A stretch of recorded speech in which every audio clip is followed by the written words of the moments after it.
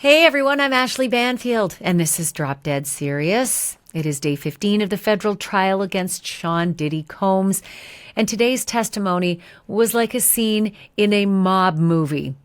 A hotel security officer says he got a brown paper bag stuffed with $100,000 in cash, not in a back alley, but in a high-rise apartment, with Diddy smiling and offering him tea, his top lieutenants standing by.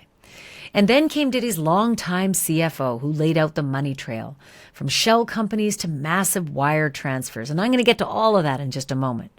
And today on my NewsNation show, I did a couple of interviews that I think are really standout interviews in terms of what RICO means and whether Shawn Combs' alleged actions measure up to RICO.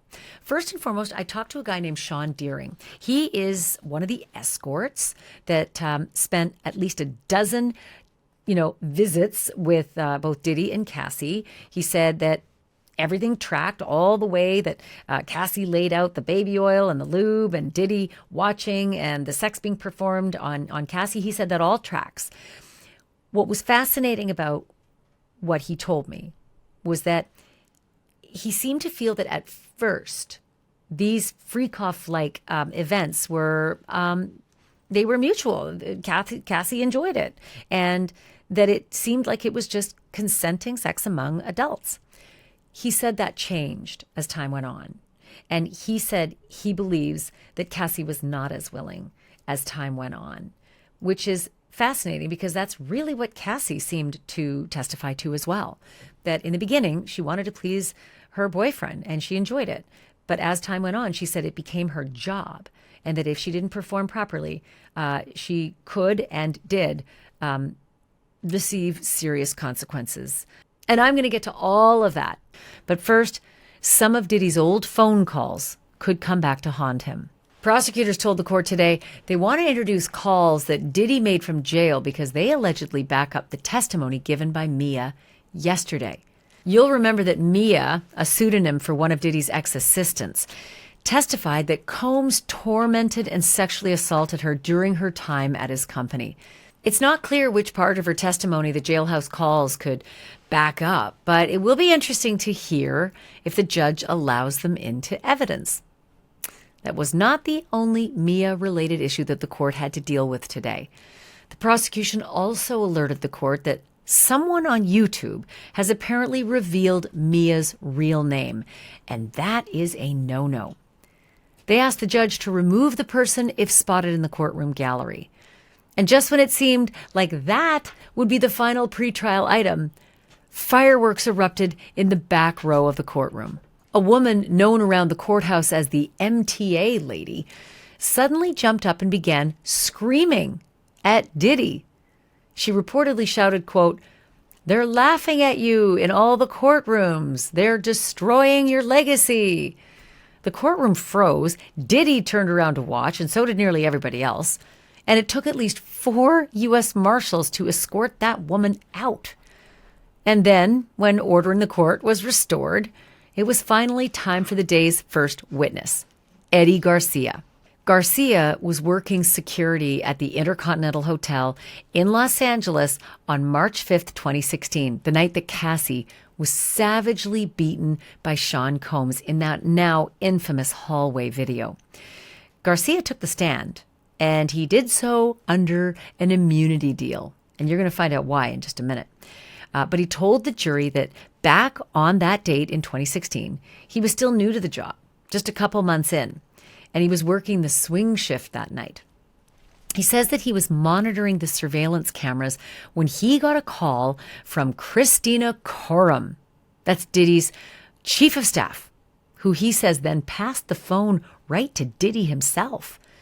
Eddie testified that Diddy sounded nervous, that Diddy was talking fast but was being friendly. Garcia said that Diddy told him, quote, "You sound like a good guy. You sound like you want to help. Something like this could ruin my career."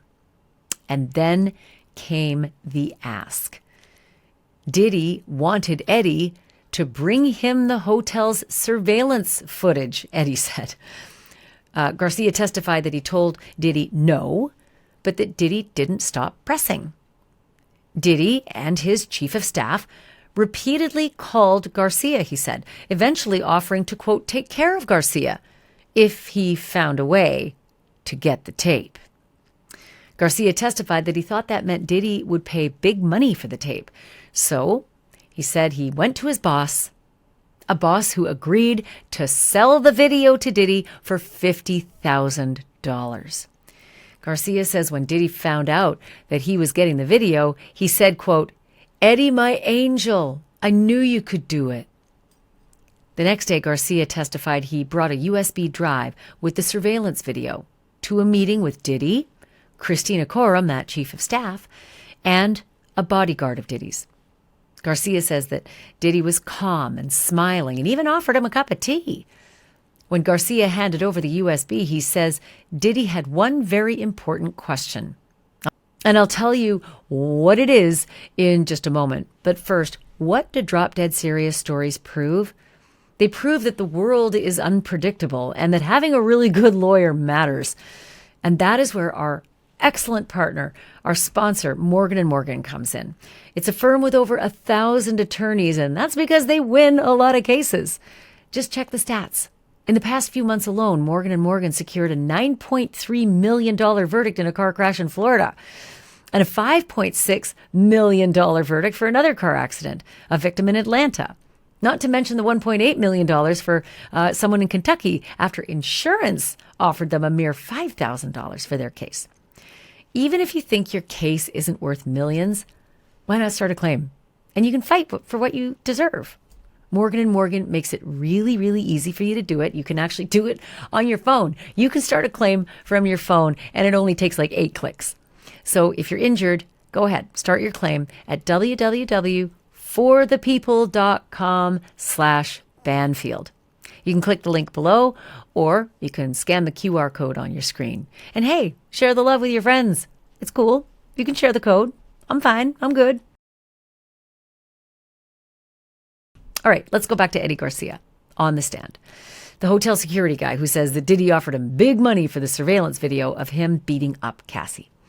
Before Eddie got paid for giving Puff that video, there were some conditions on both sides. Eddie Garcia said that he was worried that he would get in trouble if Cassie ever decided to go to the police. No problem, he said Diddy told him.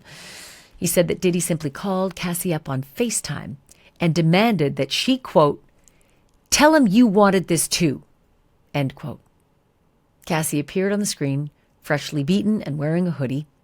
And according to Garcia, she repeated exactly what Diddy told her to say, that she wanted the video too. And then it came time for Diddy's conditions. Paperwork. Garcia said he had to sign a non-disclosure agreement with a $1 million penalty if he ever spoke about what he saw or what he did. And there was another document to sign too, a declaration that the USB drive was the only copy of that surveillance video out there. Garcia checked this with his boss and confirmed there were no other copies. And he truly believed that. Unfortunately for Diddy, it wasn't true.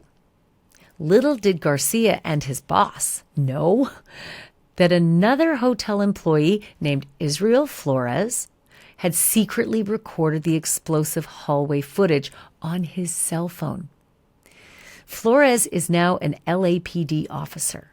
And Flores testified earlier in this case that he took the video because he said his wife would never believe what he had seen that night. But Garcia, his boss, and Diddy, they did not know that. And they did not find out about that until much, much later. After the deal was done, Eddie testified that Diddy gave him a paper bag full of $100,000 in cash. That was double the price that Garcia's boss had even asked for. Garcia told the court that he understood it was a bonus. As he was leaving, Diddy asked what he planned to spend the money on, and then warned him, according to Garcia, not to make big purchases. And Eddie Garcia said he took that as a warning, a signal to stay quiet and keep a low profile. Garcia says he went ahead and he split the money 3 ways. $50,000 to his boss man, $20,000 to a fellow security guard, and $30,000 he said he kept for himself, and he bought a used car. But it was not the last time that Garcia would hear from Diddy. A few weeks later, on Easter Sunday, Eddie said that Diddy called him directly and said, quote, "You are my angel. God is good. God put you in my life for a reason," end quote. And then Eddie said Diddy asked him if anyone else had asked about the video. He told Diddy no, and that Diddy responded, "Great." Incidentally, wait until you hear what prosecutors say they found on Christina Corum's phone, Diddy's chief of staff. Just hold on to your hat on that one. But first, Eddie told the jury that Diddy said if he ever needed anything, all he had to do was ask. And so he did. Eddie testified that he reached out to Sean Combs about job opportunities in L.A., but he said Combs never responded. And then it was time for the cross-examination by Diddy's lawyer, Brian Steele. He had Garcia read from the non-disclosure agreement that he signed during that March 7th meeting in 2016. Steele focused on one particular clause.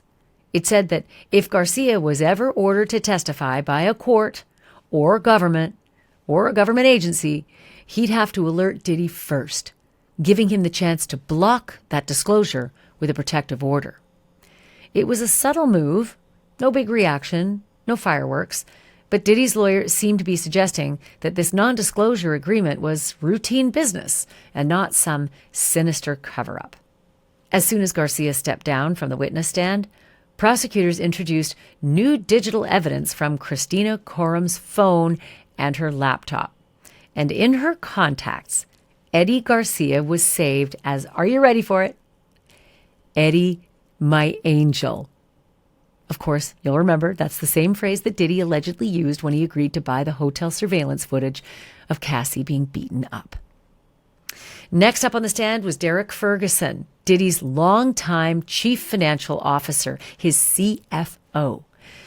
Ferguson worked for Sean Combs for nearly 2 decades, first as the CFO for Bad Boy Entertainment, and later as the chief operating officer, the COO, of Diddy's Revolt TV and film.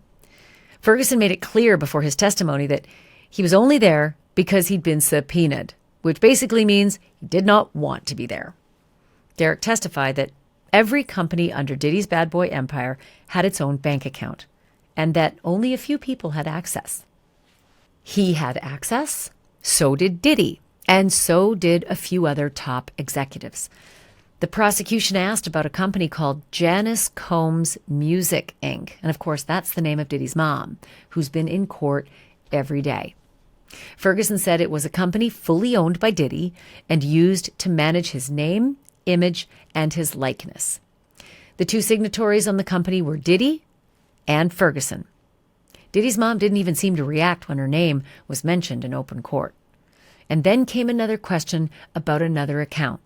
This one for Combs Enterprises, LLC. Again, both Diddy and Ferguson had signing authority. Ferguson then walked the jury through how Diddy's money moved. He said Diddy and his top staff used American Express cards to cover expenses, and the bills were paid by either check or wire transfer. As for the cash flow, Derek said money came in from performers and artists, and it was tracked with receipts. Money went out as per diem or travel cash, and it was handled through petty cash or advances. When asked whether he knew that Diddy's bodyguards carried large amounts of cash, Derek said it wasn't something that he was aware of and not something he paid attention to. Once a year, he said that he'd sit down with Diddy to review his personal budget, going over what was spent the year before, and then plan ahead for the next year. Derek also confirmed that Diddy owned high-end homes in New York, the Hamptons, and Miami, but none of them was in his own name. Instead, they were held under company names, something Ferguson said is common for wealthy people, mainly for privacy and legal protection. And I should tell you that Ferguson is a really, really well-educated guy. He went to Harvard, and he still connects with a lot of other Harvard graduates. So, this isn't some slump on the stand. This guy knows his business, is well educated, and is testifying very specifically. Then the jury was shown another exhibit, bank records tied to a company called 207 Anderson LLC. That company, Derek said, owned a property in Alpine, New Jersey, a property connected to Diddy. Another address, 1710 Broadway, that's in New York City, also linked to Diddy. And once again, the document showed both Derek Ferguson and Sean Combs had signed the paperwork, this time back in September of 2009. And then came the money trail. Jurors were shown a summary of transactions from 2011 to 2012 tied to that Alpine property account, the one in New Jersey. In that 1 year span, $3.4 million flowed in and $3.2 million flowed out. And among the standout transfers, $250,000 was transferred to Diddy's mother, Janice Combs. $800,000 was transferred to Combs Enterprises. $20,000 was transferred to Cassie Ventura, and $20,000 was transferred to Roderick Ventura. And this is where I need to explain that Cassie has a father named Roderick Ventura, but she also has a brother named Roderick Ventura. And that'll matter as we get down in the trial, because do you remember that testimony from Cassie? That her parents were allegedly extorted by Diddy, that Diddy demanded they send $20,000 to him, and that several days later, the $20,000 came back. Don't know whether that was supposed to be a power play or what, but there were receipts. And now we're seeing $20,000 was wired that year to Roderick Ventura. So it could have been her dad. There was also $20,000 to Charter Oak Groton. That's a private school in Connecticut. Diddy's lawyers took over on cross after that, and Mark Agnifilo launched a volley of rapid-fire questions at Ferguson. Did you ever see anyone help Sean Combs commit crimes? No. Witness acts of violence? No. See anyone strengthen the company through threats or intimidation? Again, no. Did you ever see emotional, physical, or sexual abuse? Ferguson said, I did not. Did you see prostitution?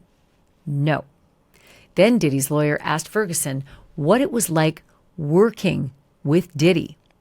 And Ferguson described a demanding but ambitious environment, building businesses from scratch, surrounded by talented people. From the defense table, Combs was nodding along approvingly, which I should add here. He often does in court if he likes what's being said on the stand.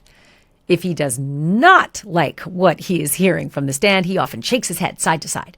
He writes furiously on Post-it notes, or he pushes his chair out from defense table. So back to Ferguson, the CFO. He said there was a mission, a sense of family. He said it was a tight-knit team working towards something greater. Diddy had a sharp business mind, he said, set aggressive goals, and wasn't afraid to chase the number one spot. His relentless work ethic, Derek said, pushed the entire team. Derek also testified he still serves on the board of Capital Prep, Diddy's charter school network for grades 6 through 12 in Harlem and the Bronx. It's a side of Shawn Diddy Combs that we haven't seen during this trial. But then came a moment that really fell flat. Diddy's lawyer asked Ferguson the following question. Do you think highly of Mr. Combs? And that is when a very, very, very long and uncomfortable pause fell over the courtroom. The witness, Derek Ferguson, stared at Diddy's lawyer, completely silent. The pause lasted maybe 10 full seconds, but it felt like that was a full minute. And finally, Derek spoke. He said, I don't know how to answer that. And just like that, the cross-examination was over. But I am reminded of the age-old lesson that lawyers are taught. They're supposed to learn, they're supposed to remember, and they're supposed to follow. Never ask a question if you don't know the answer.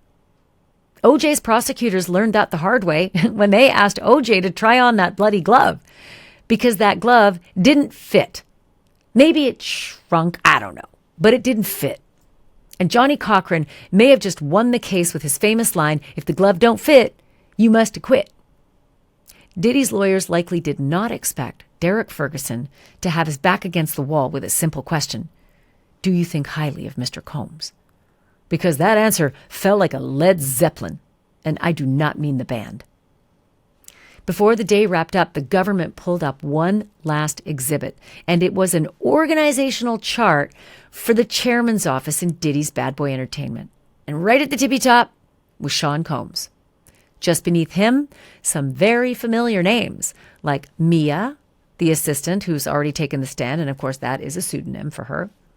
There was Christina Coram, listed as Director of the Office of the Chairman. She's also referred to commonly as Diddy's Chief of Staff.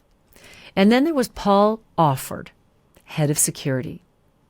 Derek confirmed the chart was accurate, but he made one thing clear. In all his years of working for Diddy, he never once met him at a hotel or at one of his homes.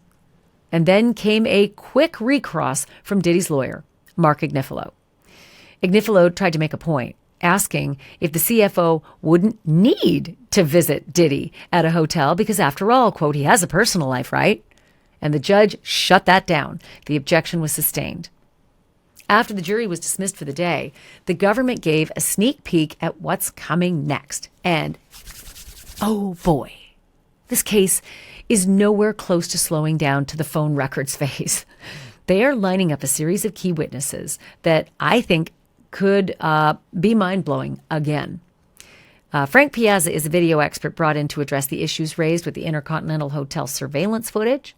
But then Brianna Bongolan, who says that Diddy once dangled her over a balcony. And that testimony should be explosive. But will it line up with sex trafficking or racketeering?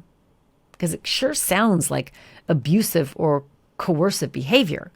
But I cannot wait to hear the full story, because it always matters, right? The circumstances that surround it. And then Enrique Santos will take the stand if there's enough time. As far as Jane Doe is concerned, whose testimony may be the most sensitive yet, prosecutors told the judge they expect Jane to take the stand by Thursday at the latest. And because her testimony involves explicit video and screenshots, the government asked that the lawyers' monitors be turned off while the material's being presented. Hard copies will be given to Diddy and his legal team instead, but the images won't be shown on courtroom screens to protect her anonymity. And, you know, the talk is that Jane is a pseudonym and that she may very well have some stories that are very similar to Cassie's. I can't wait to find out what Jane's all about, but she has been touted for a long time. So here is where things stand after day 15. A hotel security officer says he was bribed to hand over surveillance footage with Diddy himself and his chief of staff counting out the money. Bribes that would basically get rid of any evidence of a crime. That's what you call obstruction of justice. And may I remind you, obstruction of justice is one of the predicate acts that's listed under RICO. We also learned from one witness that Diddy forced a FaceTime call with Cassie to calm the hotel employees' concerns, he said. We also heard from a trusted executive who helped build Diddy's empire but could not bring himself to say that he still admired the man he once worked for many years. The case is starting to feel less like a trial and more like a reckoning. And on that note, today on my NewsNation show, I had a couple of interviews that I thought were really insightful about this case. I'm joined now by Shawn Deering, a former escort who worked under the name Skylar. He says he participated in more than a dozen sex acts with Diddy and Cassie. Shawn, it's really good of you to be here. I appreciate this more than you know, because this is a very sensitive topic. A lot of people are very nervous and concerned, and I can understand if you are as well. Let me start by asking you, when you were with Cassie and Diddy, did you ever get the sense that Cassie wasn't fully into this sex act that you were performing with her while Diddy was watching? Did you ever get the sense that she was doing this because she was being told to do it? You know, I don't like to assume, and in those situations, I entered in full respect, and I went to everything I say. I don't want to overstep my boundaries and such, and I want to say in all due respect to Cassie throughout the situation, as she treated me with the utmost respect, dignity, even through these crazy acts. You know, initially when I had in the early days of seeing them, it seemed it was very jovial, like you know, to adults who wanted to explore further. But as the encounters grew, there was an energy about these situations and such that I guess you could say devolved. So for me to say, from my perspective, that I know for sure by force, it's a little presumptuous, but what I noticed on a physical, just a physical person-to-person perspective, I'm also a bartender, was a bartender, and I did private parties and such. So I observe people a lot, and I'm that guy. I do appreciate. I love to serve, so I'll listen and such. I mainly was there to ensure I accomplished my goal for that evening, to provide the entertainment that the two people who hired me desired. And, you know, for me to say I can definitely confirm this or that, it would be a little sumptuous, but I can definitely say, you know, there's a spirit that had changed through time. And with that, I don't know what happened behind further closed doors with them, but there were signs, some would say. Can you qualify that a little more? You said the spirit changed. How did things change? And as these progressed into the latter part of the sex acts that you performed with this trio, did it seem that Cassie was as willing? That's kind of how it devolved. It seemed, you know, I don't mean to speak in such broad terms as this, but I perceived, you know, what we did. We were adults on a adult playground through that time and such. And so that kind of was the spirit initially, where she was very just easygoing and warm. And there were times where in the later days, yes, it did seem very performative in a sense, and that's part of the kind spirit that Cassie has, that and people, you know, many people will ask, well, why do you go back? What if you're so brave, why'd you keep going? Many won't understand the deep seed of arms that someone with power or fame may have. And I'm just a nobody. I'm just a small dude from a town in Poa, Hawaii. But I was involved in these situations, and, you know, Cassie just, I guess all I can say is I have the utmost respect for her, and she shocked me throughout the whole experience. I'm sorry, my train of thought gets a little lost at times, but.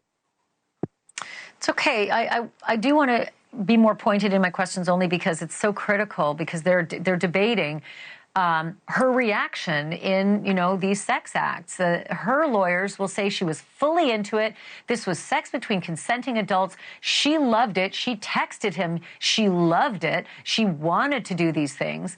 But the prosecutors are saying, and she herself said on the stand, no, I didn't.